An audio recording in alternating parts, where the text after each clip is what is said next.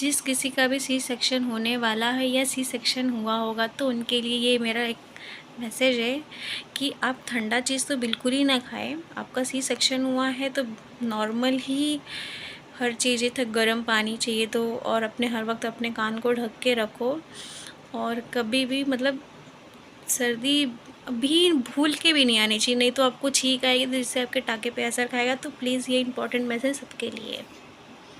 और मुझे ही नहीं मालूम था कि मेरा सी सेक्शन होने वाला है। जैसे कि मुझे 20 मई को दर्द स्टार्ट था।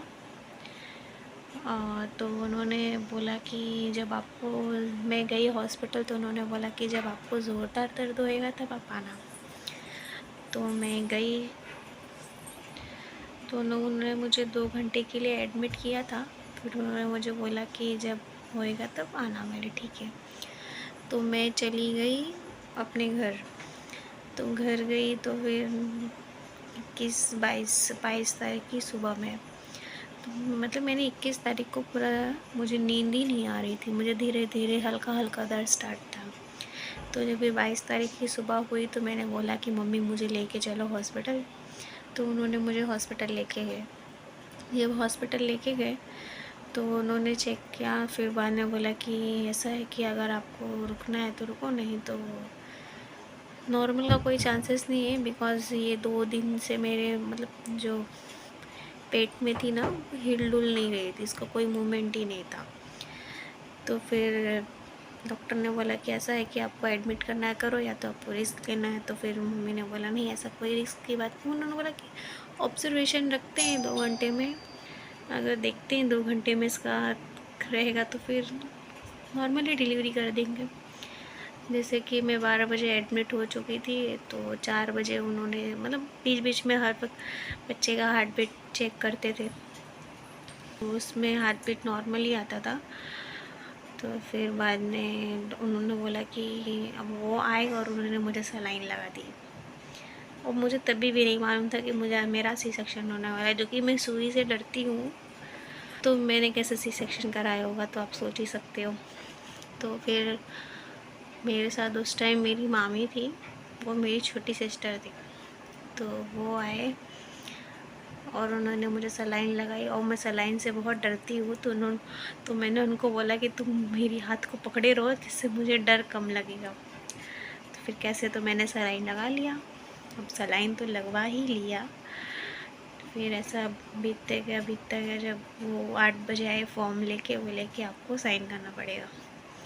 तो फिर मेरी मम्मी ने उसको फॉर्म पे साइन किया।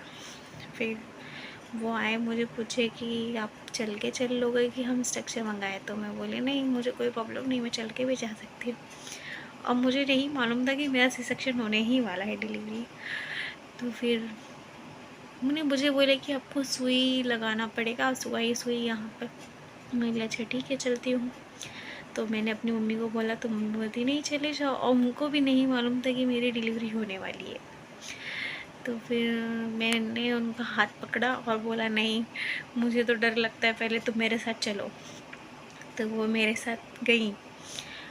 जब हम लिफ्ट में गए, मैं 2nd फ्लोर पे थी और मेरा 4th फ्लोर पे सी सेक्शन हो रहा था। तो लेके गए, जब आईसीयू के बाहर खड़े हुए और फिर उन्होंने बोला, तब जब बोल दिया उनको वेट करने के लिए और मैं अंदर गई, तो फिर उन्होंने एनेस्थीसिया का सुई लगाया। तो फिर क्या मतलब एनेस्थीसिया का सुई लगते ही बॉडी तो सुन्न हो जाती है और बस खाली हाथ का मूवमेंट रहता है। देखो जब आपको दर्द रहेगा तब आप हाथ पैर पटकोगे, जब आपको दर्द ही नहीं पता चलेगा तो आप क्यों हाथ पैर पटकोगे। तो मेरी मम्मी ने, जो नर्स थी, उनको बोला था कि उसको डर लगता है, वो हाथ पैर मार लेगी, तो आप उसके फेस पे कपड़ा डाल देना। तो पर मेरा ऐसा कोई रिएक्शन ही नहीं था। मतलब सुई लगाए, फिर लेट के उन्होंने बच्चे को बाहर निकाला। मुझे पूछा ये आपकी तरह तो नहीं दिखते, आपके हस्बैंड की तरह दिखते। तो उन्होंने बोला आपको बेबी गर्ल हुई है। तो मैं बोली ओके।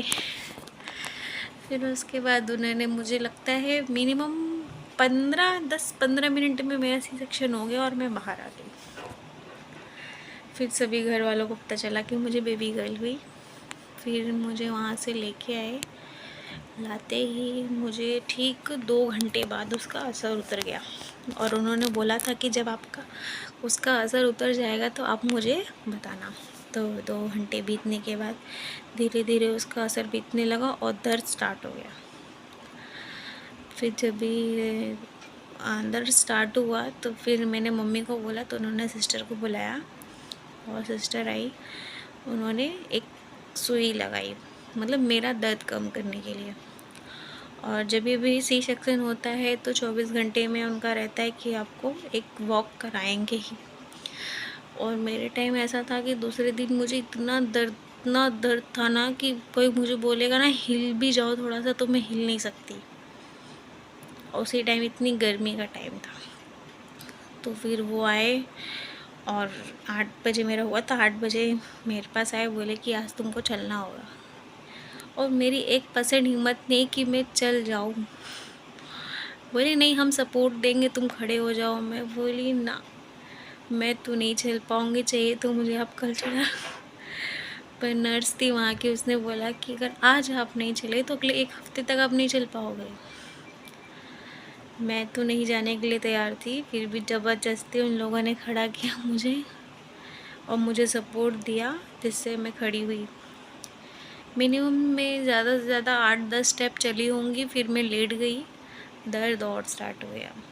और मुझे जब सी सेक्शन हुआ था वो टाइम मुझे क्या हो गया था कि मुझे हिचकियाँ आ रही थी। और हिचकी, सर्दी, खांसी ये सब तो बिल्कुल नहीं होना चाहिए मिनिमम 6 महीने तक, बिकॉज़ सी सेक्शन पे असर खाता है, मतलब ताकत उठने का ये वो। पर मेरा टाँका वाला नहीं हुआ था, मेरा लेज़र वाला हुआ था। फिर उसके बाद में उन्होंने चलाया, फिर मुझे सुई दिया, जिससे मैं नॉर्मल हो गई। फिर दूसरे दिन में मॉर्निंग में मैंने खुद से चला। फिर मिनिमम मैं 2 या 3 ही दिन हॉस्पिटल होंगी, फिर मुझे छुट्टी मिल चुकी और मैं घर गई।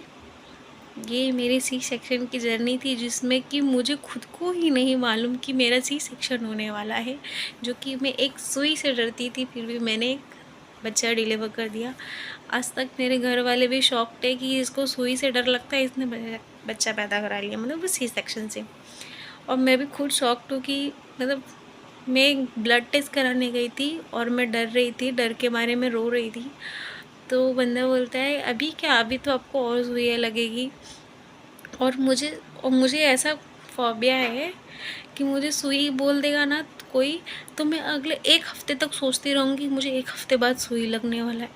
मतलब मेरी सोच इतनी ये है कि उसको मैं डर बना के बैठती हूँ।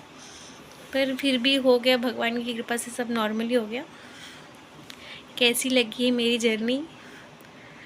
चलो मिलते हैं नेक्स्ट व्लॉग में।